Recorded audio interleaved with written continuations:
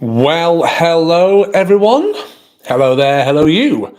I'm just going to make sure this is definitely working properly as it's the first proper live episode. So, if you're just tuning in now, perhaps if you're watching, you know, after it's done, I'd like to apologize for this faffy bit at the beginning here, but let's just check on my little tippy tappy here. It says waiting. Maybe it has to catch up. I think there's about a minute's delay actually, but anyway. So I'm just going to start. I'm pretty sure. So that's got sound on there. Got my little box over here. Okay, so this first episode, I've got quite a bit actually planned. I've got a couple of birds actually in their boxes next to me here. A couple of quiet ones. That's my little tippy tappy telling me it's working. There we go. So we're going to get them out shortly as well. So tonight, I'd love to have any questions at all, whether you are a falconer, a wannabe falconer, a member of the public, is that the right term? If I was on display, that's what it would be. And you're just interested in what we do and how we do it and things like that. Any questions whatsoever? I've got a couple of stories to tell you as well as part of this. It's just a new format really for the videos. As far as the channel is going though, I have produced a few videos which will be going out. We've got the next Owl Diary tomorrow, Owl Diary 61. We have a new bird, so it's going to be talking about that, show you that one. And we've got some videos coming out next week and a few more coming up after that. In fact, at the end of this month, the last week of March, I've got an incredibly busy week. We've got lots of different displays and events on, bookings, and it's going to be busy with our York display because it'll be the first week of the Easter holidays for most of the kids in the UK. So I'm going to do a whole week diary, like an owl diary, a kind of vlog, not a day in the life, but a week in the life of a display falconer, going around these different sites and showing you what we get up to, all the variations of that. Okay, so as I wait for the first comments and questions to hopefully come in, I thought I'd start by telling you a couple of stories. And the first one, it goes back to about 2000 and, 16, I think. And I had a phone call one morning, and it was someone in their house, and they said, right, I hope I've got the right person here, but there's an eagle owl in my garden. Now, eagle owls used to be native to the UK many, many hundreds of years ago. We have got a few now in the UK. However, I always see if you see one in your garden or on your roof, it's probably someone's lost bird. So I went over there. I was able to spot the bird in his garden, and I noticed straight away it was a Bengal eagle owl, an Indian species. They were a little bit smaller, a little bit slimmer, very bright orange eyes, sat on the grass. I approached slowly and it moved and landed on a fence. You could see on its legs, it had no anklets or even an identity ring. I thought, well, even if I get near it, how am I going to get hold of it? There were no jesses to hold on to. So it then flew from the fence into a little apple tree in the next door neighbour's garden. And I said to the gentleman, I'll throw some food into next door's garden and I'll see if it looks interested. And then at least there's a chance it's hungry. I did that, threw some chicks in, no response. I said, well, I'll have to go and get those chicks out. So I climbed over the fence and I noticed the owl hadn't moved. So at this point, it was about 12 feet away. I thought, right, I'll give it a go. And I very carefully and very slowly crept up on that bird. It's called stalking, essentially. It's a kind of animal term, not just a legal term for us humans. Very slowly approached it. Every time the owl turned its head and looked at me, I froze still. And it got to a point of, after probably 25 minutes of getting right behind it, and I thought this is my only chance, reached up, grabbed the bird, managed to get it and get it back to headquarters. Never really found the owner for it. We did actually then find a home for it. Of course, with no identity ring, how would you? And it wasn't a tame owl, so probably a breeding bird. If someone had said in the neighboring villages of that area, oh yes, I've got a breeding pair and here's the roof, it was damaged in the storm and it got out, I'd believe them and I would have actually probably reunited it with them if I'd had enough evidence. But as it were, we've no idea whose owl it was. And that's probably my proudest story of actually recovering an owl, as it were, sort of from the wild, not the wild, but a lost bird, as it were. Right, should we get the first bird out then? Okay, because I'm aware that you may be watching this after it's gone live, a day or two later or beyond, and you may want to see something more than just me wittering away. So, I've got two different birds, two very different birds of prey. And the first one I'm going to show you is Gizmo here. And here he is. Now, Gizmo is, I'm going to look around. There's not much to see over there. You're going to face the camera at all. Maybe you will a little bit. Gizmo here is 5 years old now, and he is an Indian Scops owl. We always say when we're doing school visits, handling displays and things, you can see the plumage on here is like the bark of a tree. Very good camouflage. Oops, sorry, did I spook you there? What was that? Was my chair making a funny noise? Okay, let's see if we can get you to face the camera. To be fair, there's a big light on. There we go, and see his face a little bit now. So, dark eyes as well. That means he is a nocturnal species of owl. Not all owls are nocturnal. That's why I'm saying that. And you're lucky to see him with his eyes open. Of course, it is technically nighttime now. It's kind of dark in here with one light on, but there he is. He has got little ear tufts, which he doesn't often show off too much, but they are there. See if I can show you them there. There we go. And ear tufts are just feathers, and they're used essentially for communicating. Now, sorry, I need to stop moving the chair. It's spooking you out a little bit. So these particular small owls that we keep, like the pygmy owl, like Gizmo here, these ones here, we don't actually fly them free because they're just so small. And if he went in a tree, we wouldn't be able to see him. And if he was in a show, he's that small, it would almost be a bit pointless. I have flown burrowing owls before. They kind of run around quite a bit. They're quite comical. But these ones are just for handling school visits, showcasing a small owl species. It's better for his health, if you like, just to feed him as many mice and cockle chicks and things as he likes and keep him at a nice healthy weight, what we call fat weight in falconry terms, all the time. The other bird that I've got with me today to show you soon is one we do fly regularly, and one I'm going to start flying again soon and do some videos on it. Okay, I'm ready for questions now. I don't know if I've got this set up right or not, because I can't see anything popping up. Yeah, so there's a few of you watching. Yeah, if you've got any questions at all, even if you just make something up for now, that'd be great, because I'm hoping, I know it's a first live, it'll take a long time to build up an audience, so I've got to, keep them going, hopefully, and we might actually get a little bit of an audience each time. But yeah, I have quite a few of you comment, and thank you for your comments as well, especially on the falconry advice videos that I've been putting out over the last 4 or 5 months. And I've had some fantastic questions asked, and sometimes you ask things that even I'm not sure of, and it allows me to go and research and learn more, because you might watch this channel and other channels like it to learn about birds of prey and falconry and things like that. But actually, I'm learning as well as we go. It's a good way for me to keep on top of my knowledge and for me to keep learning as well. And that's something I always say about falconry, I'll put him back in there, is that you never stop learning. And I've talked to a number of different falconers, and they've all agreed there as well. Michael Davis, here we go. Do we do any pest control work? I'm just saying, is that all you've asked? Because that's all I can see. Yeah, we do, Michael. Yeah, but it's quite a new thing. So the first time we did pest control work was, gosh, about 7 or 8 years ago, and I was asked to do some at the Harrogate Great Yorkshire Showground. And the Great Yorkshire Show is a big 4-day agricultural event that happens every year, and they have other events there as well. And we were scaring pigeon and seagull off, and we've done little bits and pieces. But actually, beginning of this year, we set up Hawk Busters, which is a little arm of Owl Adventures, if you like, and we're just subcontracting at the moment. We're doing quite a few venues every week. We're doing some warehouses, some bus depots, a hangar where they make big propellers for wind turbines, and we're doing a few factories which are mainly outside, sort of on the buildings and in the trees that surround the buildings there. And it's funny really, because some of the sites we do, there's not many pigeon there, and you think, is it because they've had pest control going on a while and there's not many left, or is it actually that they're like having a falconer and it's a bit of a sort of, not showing off, but it's like part of the whole sort of image the business has, where there is quite a few sites we do where they do have a lot of pigeon and a lot of seagulls. And we do find that seagulls go up and really do panic and scatter. Pigeon move about. They're a little bit harder to move on, but they do.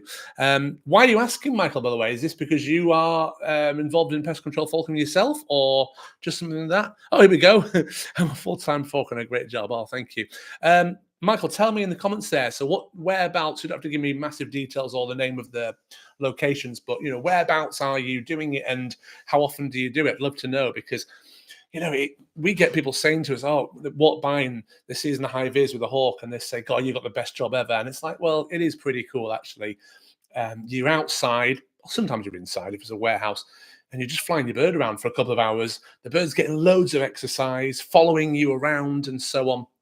And you're kind of on your own mostly, but it's nice. And sometimes I speak to some of the contractors on site or some of the staff, and they ask lots of interesting questions and things. Of course, I really love also educating people. I love doing school visits. I like doing the care homes. I like doing flying shows with audiences. I don't care if the audience is 10 people or thousands of people. I've had audiences in the millions before when I've done TV anyway. South England, full-time for a large pest control company. Okay, I don't know a few of them. Probably know the name of it, you'd have to say. It's an increasingly popular form of pest control, it seems, to use these birds to scare off the pigeon and such. It's seen as a humane way of doing it, because you're not actually catching the prey, because that's never happened with our hawks. And if it ever did, I'm sure the customer wouldn't mind, because they want to reduce the pigeon number. But yeah, it's great to do. And it's also what I'm finding, or what I like about it from a business point of view, is it's during the weekdays, so it's not interfering with our weekend display work, and it happens no matter what the weather's doing. You're always out, even if it's pouring with rain. You just stand under a shelter with a hawk. I did one the other day in Hull, and I did about an hour's flying. It started raining, so I went under a hangar and a little shelter bit there, and just held the bird and talked to a truck driver who came down. Then it cleared up. I flew it down on his roof of his truck, and I said, "It'll fly to anyone, this hawk." Put the glove on his hand, straight down to him. So he enjoyed a bit of a chat there. So 35 years, only 18 months falconer best job. 35 years in pest control, but only 18 months falconer. Right, got it. So you've done 35 years in pest control, presumably rodent control and that type of stuff. And now you've got the falconry and it's special. Well, look, better late than never, right? But that's impressive, though. I'm sure it is like a great, move up in the great promotion, should we say? Even if you're not getting better pay, if it's something you prefer doing and love doing. And we fly birds, we fly falcons, hawks. We've got an eagle, which we might get it flying one day if we're lucky.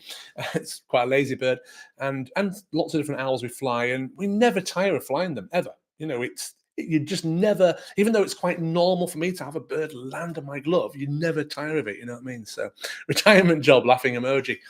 Yeah, well, keep going until you can't do it anymore. That's what I'd say, innit? But it keeps you fit, doesn't it? Because you're on your feet, you're moving around, fresh air. It's great. And that's one of the benefits, actually, of doing this kind of falconry work for us. We're outdoors a lot. It's very stress relieving, naturally, being in with nature and working with animals and so on.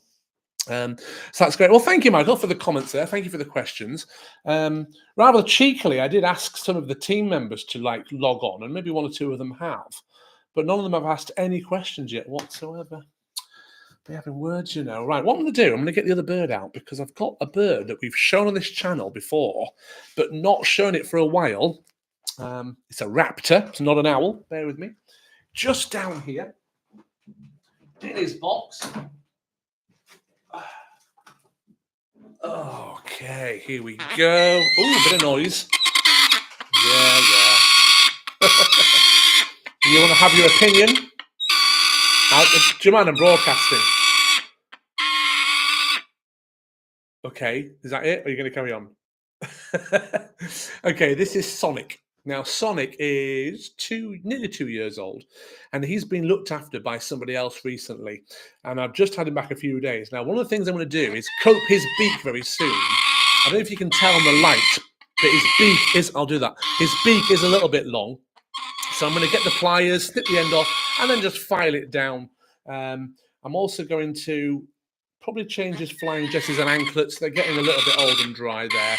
But essentially, the peregrine falcon is the fastest animal on the planet when they do that downward diving stoop, which is usually to attack a pigeon suddenly as a surprise attack or other bird, because they tend to catch birds on the wing. That's what they do.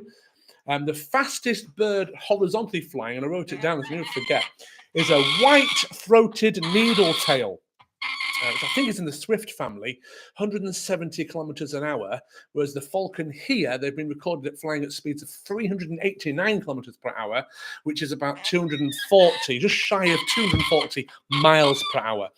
So very, very quick. I won't keep him out long because he is being a bit vocal. It's because he's an imprint, basically. He's a social imprint. And he's, going to get him flying again. He's a bit of a pitcher, though. I'll explain that. I'll put him away. I'll explain what pitching means. Give me a second. All right, boy. Didn't expect him to be that noisy, I'll be honest, but there you go. He's not usually too bad.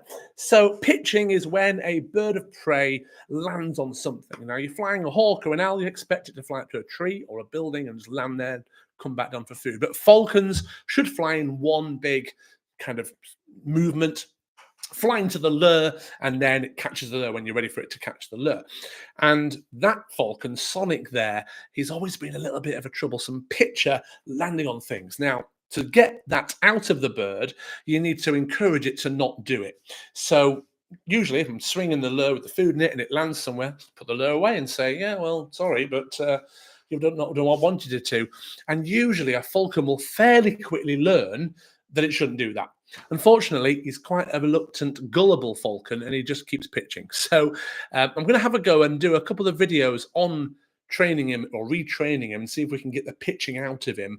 I might also try some telwa lines, which is essentially a straight line. If we can find the right location, 4, 5, 6, 7, even 800-meter line where he goes from one person's glove to the lure in a straight line, be a good way of building up his fitness. If he keeps landing, we're not going to get a lot of fitness training done.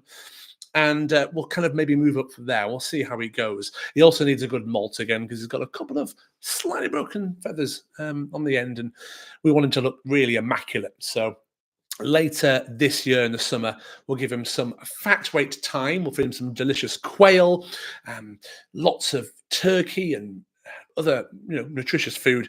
Give him some sunshine, plenty of water every day, and he'll have a really good molt and grow lots of new feathers. Okay.